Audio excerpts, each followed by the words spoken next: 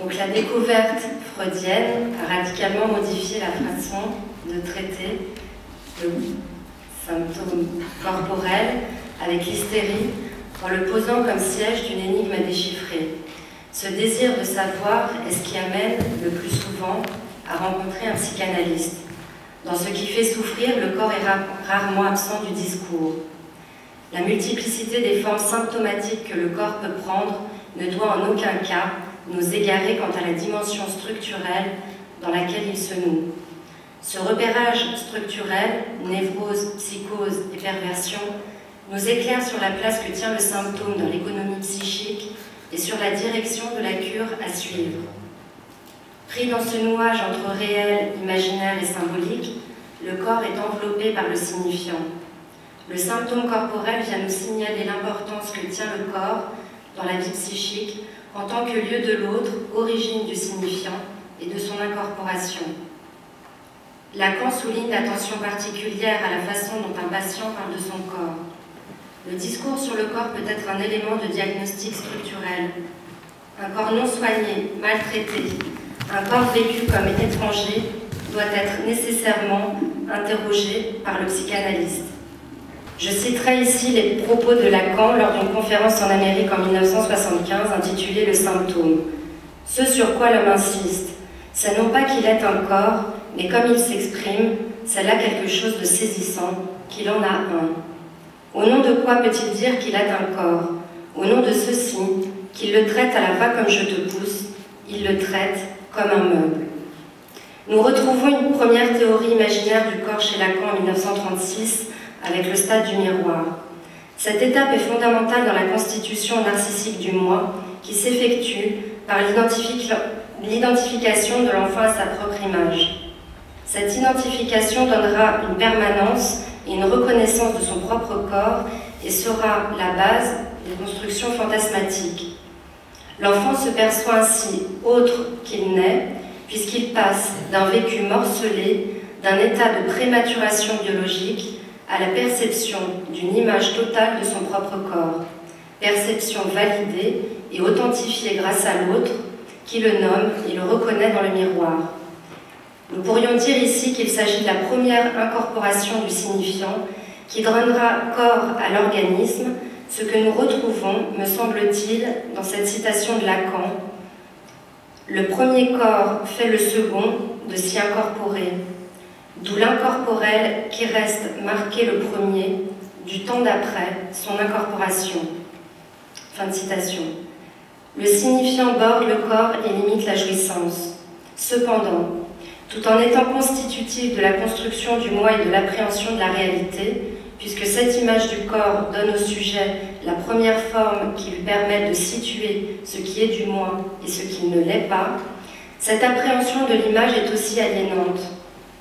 Lacan précisera dans les complexes familiaux en 1938 qu'il s'agit de prendre le plein sens du mythe de Narcisse, dans le sens d'une aliénation mortifère qui consiste en la destruction de l'autre. Seule l'introduction d'un tiers permet de sortir l'enfant de cet imaginaire aliénant où la confusion affective fait place à la concurrence d'une situation triangulaire. Ainsi, l'enfant s'engage dans la jalousie par identification où s'offre à lui une alternative dont dépend le sort de la réalité. Je le cite, « Ou bien il retrouve l'objet maternel et va s'accrocher au refus du réel et à la destruction de l'autre, ou bien, conduit à quelques autres objets, il le reçoit sous la forme caractéristique de la forme humaine comme objet communicable, puisque concurrence implique à la fois rivalité et accord. » En 1938, nous retrouvons déjà ce que l'auteur nomme en 1946 dans Propos sur la causalité psychique, l'insondable décision de l'être. Les incidences du stade du miroir sont visibles au travers du morcellement du corps dont la schizophrénie est le parfait exemple, et dans la paranoïa au travers de cette omniprésence du double. Si Lacan a durant tout son enseignement élaboré une théorie du corps, il n'en reste pas moins qu'il y persiste certaines contradictions, notamment en ce qui concerne les phénomènes dits psychosomatiques, qu'il considère dans son séminaire 2 comme étant en dehors des constructions névrotiques, à la limite de nos conceptions conceptuelles. Il considère en 1975 le champ psychosomatique comme le domaine le plus encore inexploré. Nous verrons que de Amorim a rigoureusement conceptualisé une théorie qui se propose de distinguer organisme et corps.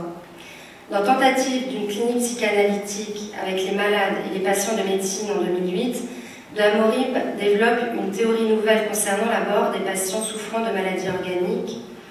Ces éléments théoriques ont été schématisés dans la cartographie de la clinique.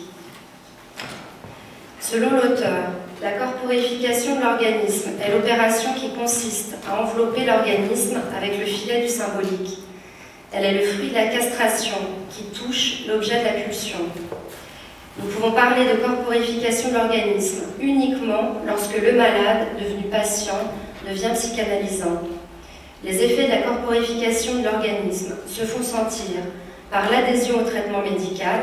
Le psychanalysant répond mieux au traitement quand avant il en était au stade d'échec répété, une résistance du psychanalysant à retomber dans la maladie et l'apparition des symptômes corporels de la maladie organique sans que cela entraîne une rechute effective. L'apaisement est durable et la disparition de la maladie possible. Comme nous venons de l'entendre, le symptôme peut être déroutant au regard de la médecine qui ne suit pas la logique de l'inconscient. Celle-ci reste parfois énigmatique à bien des égards et notre travail consiste à en éclairer la lecture sans précipitation en mettant au cœur de notre pratique non pas le symptôme mais le discours. En effet, si le symptôme a un sens pour le porteur du symptôme, qui doit être déchiffré, le patient de psychanalysant y tient, signe d'une jouissance non symbolisée. La visée de toute psychanalyse ne consiste pas en l'attaque du symptôme, tout comme le symptôme se présente sous sa partie visible, soutenu par un enracinement inconscient et inaccessible de premier abord. Derrière tout symptôme peut également se cacher un fantasme d'un seul et démantèlement pour protéger les sujets de sa réapparition. Bon, je n'ai pas le temps de finir, désolée. Merci.